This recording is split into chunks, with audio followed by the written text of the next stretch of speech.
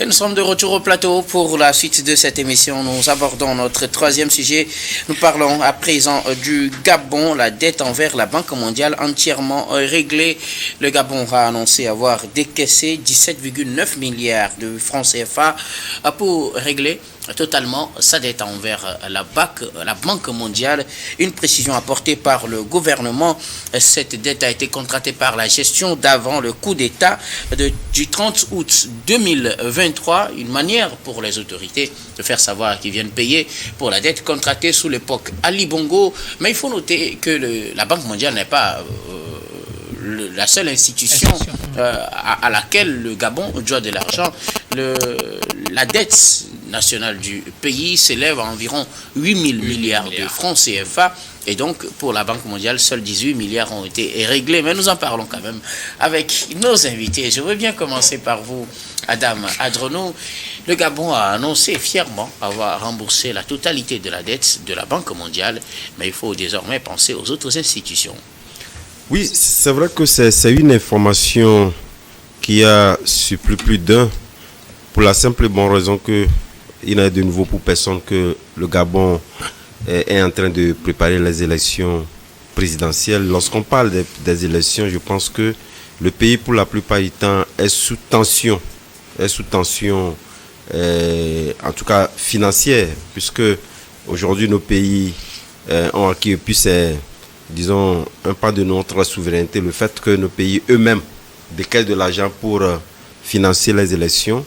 Et justement, disons, à un mois de ces élections-là, le Gabon décaisse une colossale somme de 214,5 milliards de dollars pour payer à la Banque mondiale.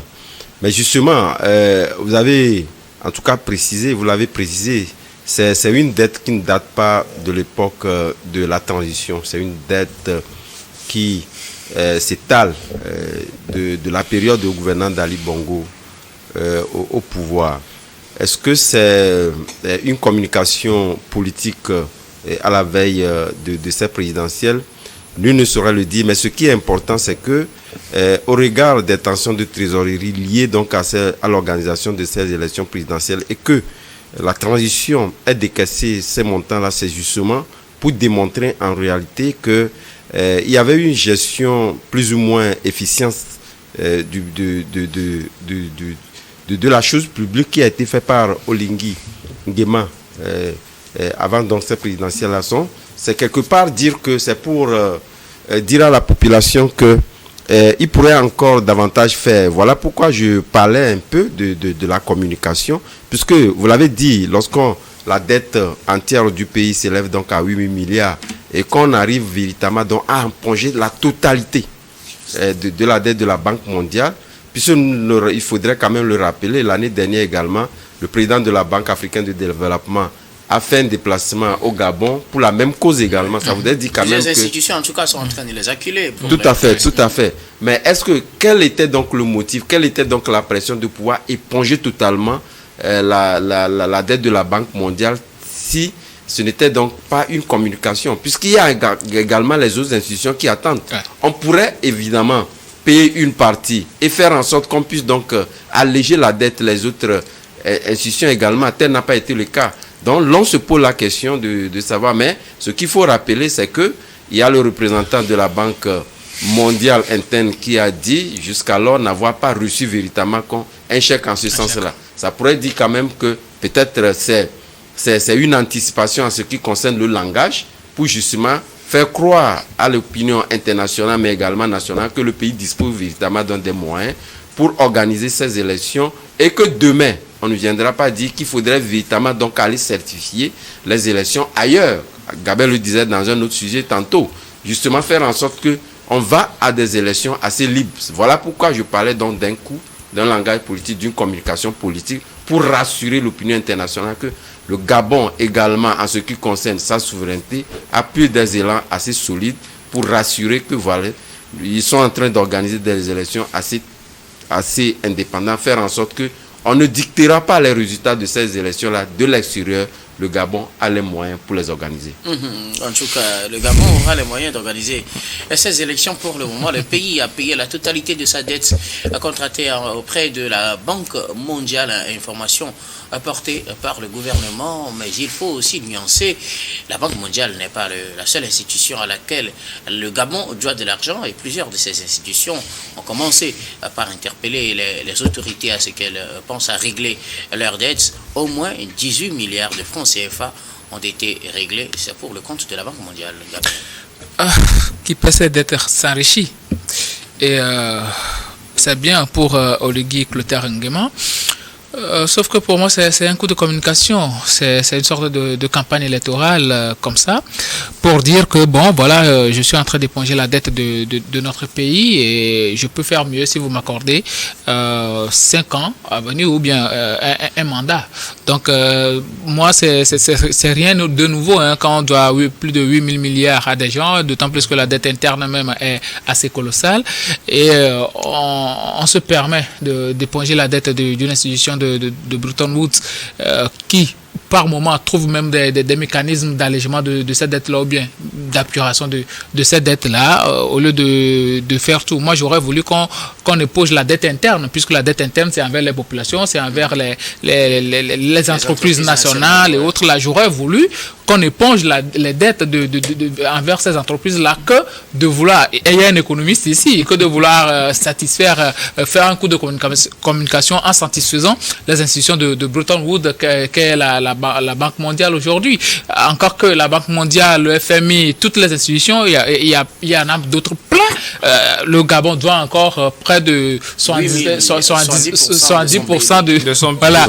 Donc, pour moi, c'est un coup de communication de monsieur Brice Clotaire Oligui Nguema, puisqu'il n'est plus militaire, on peut l'appeler monsieur. Donc, il veut briguer forcément un mandat à la tête du Gabon. Donc, il fait vent de tout bois, hein, quand même. Il fait feu de tout bois quand même pour être élu. C'est bien, c'est la communication politique. Il vient d'arriver dedans. Je pense qu'il est en train d'apprendre calmement. Sinon, c'est pas surtout qu'on communique. Il faut surtout choisir aussi ses moments et ses objectifs. Et pour moi, l'objectif actuellement, ce n'est pas d'appuyer les dettes envers la Banque mondiale, mais d'essayer d'appuyer les dettes envers les entreprises nationales. C'est ce qu'ils n'ont pas fait. Bon. La dette intérieure. Oui, la dette intérieure, pour moi, c'est ce qui est le plus important, puisque ça rend riche la population. La population, ils vont encore réinjecter cet argent-là dans l'économie nationale, mais il a préféré donner ça à la Banque mondiale. Bon. Ça dépend des mécanismes. Oui, ça dépend des mécanismes. Donc, pour moi, c'est un coup de communication. Maintenant, vous voyez, nos pays s'endettent, on s'endette énormément, mais on ne fait rien avec cet argent-là. Vous voyez, plus de 8 000 milliards de dollars. Et puis, quand vous voyez le Gabon, quelles sont les réalisations qui avaient été faites par Ali Bongo et compagnie? Et ça aussi, ça va peser, hein, cette communication-là, ça va peser sur la candidature de Billy Binzé. Oui, il était sous Ali, il avait participé à la gestion avec Ali Bongo. Donc c'est pour dire que... Même Oligui Nguema. Oui, bon, Oligui Nguema, lui, c'était juste un aide de camp. Donc lui, il se dit, bon, je ne tiens pas les comptes, je n'avais pas un budget et tout. Je suis clean. Mais Billy Binzé, lui, il était très proche d'Ali Bongo. Ce n'est pas une question d'économie, c'est plutôt une question de politique. Ce n'est ni une question d'économie, ni une question de souveraineté, puisque dans peu de temps, ils vont encore s'endetter auprès de la Banque mondiale. Bien sûr, donc, pour moi, pour avoir la possibilité de Donc, pour moi, c'est pour dire que la gestion précédente était calamiteuse et voilà encore quelqu'un qui a participé à cette gestion-là qui veut se présenter pour ces élections.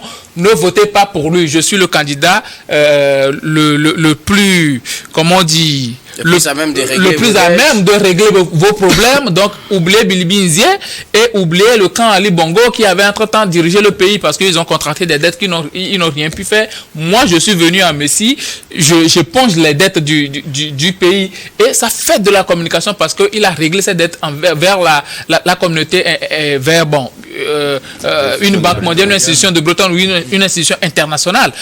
si il règle la dette nationale, bon, ça ne va pas faire trop la communication et tout, ça ne fera pas trop. Donc, le coût de la communication, c'est d'arriver à gérer avec l'international. Et là, Bilibi Nzié, il est dans le pétrin avec pratiquement tous ses acolytes, entre-temps qui étaient avec Ali Bongo. Mais donc, c'est sciemment que le général Clotaire Oligui Nguema a choisi de régler plutôt la dette de la Banque mondiale au lieu de régler une partie de la dette interne. Bien sûr, il a fait sciemment. Il sait très bien avant de le faire, surtout. Je peux dire qu'il a de très bons conseillers à ce niveau-là. Hein. Il sait très bien avant de faire ça. Et ça met véritablement dans le pétrin les autres candidats qui avaient entre-temps géré avec le camp Ali Bongo. Ce n'est pas mal fait, puisque nous sommes sur un champ politique aussi. Quand tu laisses une faille, il va falloir qu'on utilise cette faille-là. Donc, pour moi, il a fait sciemment. Il sait très bien ce qu'il est en train de faire. Sauf que ça ne profite pas véritablement au peuple gabonais, ni la gestion d'Ali Bongo avec le fait d'être contractés. Ils n'ont pas réussi à construire les infrastructures qu'il faut. Même certaines infrastructures ont été laissées comme ça, inexploitées. Quand on prend les stades qui avaient été construits lors de la CAN, l'organisation, bon, ils n'ont pas pu rentabiliser. Donc tout ça, ça constitue les dettes qu'a contracté ce pays-là avant l'arrivée au pouvoir de Brice Oligui Clotaire Nguema. Alors, la précision était de taille. C'est des dettes qui ont été contractées avant l'avènement du 30 août 2023, date à laquelle le général Clotaire Oligui Nguema a décidé de faire le coup d'État à Ali Bongo. 18 milliards de francs CFA, c'est le montant total de la dette réglée à la Banque mondiale, selon cette communication. Oui, cette communication, elle est fausse, puisque j'aimerais vous rassurer par rapport à cette équipe qui dirige actuellement le Gabon. La Banque mondiale les a sommés deux fois déjà. Et la dernière fois, c'était en janvier. Et en janvier 2025, ils étaient à 17 milliards. Aujourd'hui, ils sont à 17,9 milliards. Et quand ils étaient à 17 milliards, la Banque mondiale avait suspendu le décaissement des fonds pour le financement des projets au Gabon. Et c'est ce qui a amené le groupe de Oligui Nguema à réemprunter de l'argent ailleurs pour venir compenser auprès de la Banque mondiale pour pouvoir avoir toujours de décaissement. Sinon, la dette n'a pas diminué. Donc, on sent des prêts pour payer. On réemprunte ailleurs auprès de d'autres créanciers pour venir rembourser quelque part. Donc, on utilise cette méthode à la veille des élections juste pour en faire la com. Et si la Banque mondiale constate juste que vous avez remboursé, la Banque mondiale va continuer toujours pas décaisser les fonds nécessaires pour vos projets. Donc, vous allez continuer pas à faire votre communication. Mais au-delà, vous avez réemprunté ailleurs avec des taux beaucoup plus élevés. Puisque quand la dette l'endettement est hors de contrôle, les institutions de Bretton Woods et tous les autres créanciers vous font maintenant à des taux un peu plus élevés. Si vous étiez à 3%, si on constate que la dette n'est pas vraiment viable et que vous avez toujours besoin de l'argent, on ne vous prête plus à 3 milliards, mais ça peut aller à 3,5, ça peut aller à 4 milliards. Parce que l'économie n'est plus viable. Vous voyez aujourd'hui, vous-même, vous avez dit que 8 000 milliards sont les dettes actuellement qui sont... ce qui est officiel à éponger. Mais les dettes contractées dans le passé ont été servies à quoi? Ont servi à quoi? Ça a été investi dans quel domaine? Est-ce que ces dettes ont été, ces fonds ont suivi vraiment les procédures normales? Est-ce que la gestion a été transparente? Mais vous savez, les institutions de Bretton Woods ne sont pas des gens qui viennent juste vous faire des cadeaux. Même les fonds, quand on parle de dons, ce ne sont pas des dons gratuits. Oui. Les dons, parfois, c'est qu'on vous apprête à des taux de préférence ou bien des taux un peu plus réduits. Là, vous appelez déjà comme des dons. Donc ça, il faut dire que le Gabon n'a pas épongé sa dette en toute honnêteté. C'est le fait de réemprunter ailleurs pour venir gérer un créancier afin de faire la communication à l'international. Cela n'est pas quelque chose vraiment il faut applaudir. Ce que nous pouvons applaudir, c'est que le Gabon nous informe aujourd'hui que cette somme qui a servi à compenser ou bien à éponger la dette auprès de la Banque mondiale, c'est un fonds venant des impôts. C'est un fonds venant des sociétés qui sont installés au Gabon des sociétés d'État qui participent à la cagnotte pour éponger cette dette. Le budget est passé. Avec cette dette, le Gabon a encore augmenté son budget de 40 milliards. Je ne refuse pas, et l'État doit avoir des ambitions de faire de bonnes choses, et c'est ce qui est conseillé. Mais que les dettes contractées soient des dettes viables, des dettes qui doivent servir vraiment à des projets rentables, ou bien des choses, même si c'est social, que ce soit des gestions saines, transparente, l'autorité financière soit vraiment respectée, afin que cette dette puisse soutenir le développement de l'économie et non plutôt enfoncer l'économie de ces pays. Et c'est ce que nous pouvons conseiller aujourd'hui au Gabon et l'équipe de la transition. Vous savez, cette communication, ça va aller bon train pour pouvoir gagner les élections. Maintenant, après les élections, il faudrait que désormais les emprunts servent vraiment à des choses qui peuvent vraiment permettre à l'État gabonais d'avancer. C'est ce que tous nos pays doivent faire. Augmenter sur l'impôt, oui, c'est tout à fait normal. Le Gabon a besoin d'augmenter sur l'impôt. Sinon, à ce niveau de dette, les sources qui peuvent permettre au Gabon d'éponger cette dette, c'est l'impôt. Ce sont les impôts. Et les Gabonais doivent s'apprêter à des situations comme ça. Sinon, le Gabon va s'enfoncer davantage. Sinon, il n'y a aucun pays, aucun État, aucune institution de Bretton Woods ne viendra vous donner de l'argent gratuitement. Alors, même si ça s'appelle don. Faut-il comprendre que cette dette épongée, du moins pour la Banque mondiale, ne devrait pas être attribuée aux efforts fournis par les CTRI avec à leur tête, avec à sa tête le général Brice Oligui Nguema? Non, ils ne doivent pas juste se jubiler pour ça, parce qu'ils ont puisé quelque part d'autres pour venir compenser. C'est donc il y a un trou qui est créé ailleurs. C'est tout ça. C'est simple. C'est comme si vous creusez ici et vous remboursez de l'autre côté. Le trou que vous venez de créer, bon, à un moment donné, on va vous demander de rembourser à ce niveau. Donc il y a des échéanciers qui arrivent. Et si on dit que le Gabon a nettoyé son ardoise auprès de la Banque mondiale, ce n'est pas la totalité des dettes. Il y a eu des informations vraiment qui sont vraiment manipulées à ce niveau. En fait, il y avait des échéanciers qui étaient passés. Donc ce n'est pas remboursé. Il y a une grande partie de la dette qui est toujours là-bas, qui n'est pas encore, comment on appelle, qui n'est pas remboursée. Les 17 milliards, ce sont des échéances passées. Ce ne sont que des échéances passées qui sont en train de compenser. C'est-à-dire que et pourtant, la communication officielle fait mention de dettes entièrement épongées. Je vous explique terre à terre. Je viens chez vous, j'ai pris 10 000 francs, je vous dis que je vais vous payer chaque fin du mois 1000 francs, donc c'est sur 10 mois. Oui. J'ai fait 2 mois, j'ai payé. Le 3e mois, je n'ai pas payé. Le 4e mois, je n'ai pas payé. Vous me dites que bon, pour les autres décaissements, je ne fais plus. Je vais chercher de l'argent, je viens vous payer 2000, c'est-à-dire le 3e mois et le 4e mois. Cela ne veut pas dire que le 5e, le 6e, le 7e, le 8e, le 9e, le 10e mois sont déjà épongés. Donc que les Gabonais ne sautent pas pour dire que ils ont payé tout avec la Banque mondiale. C'est une partie de la dette qui est payée avec la Banque mondiale. Merci beaucoup à vous tous pour vos contributions. Nous allons marquer une nouvelle pause, puis on reviendra tout à l'heure pour la dernière partie de cette émission. Dernière partie que nous allons bien évidemment consacrer au Togo.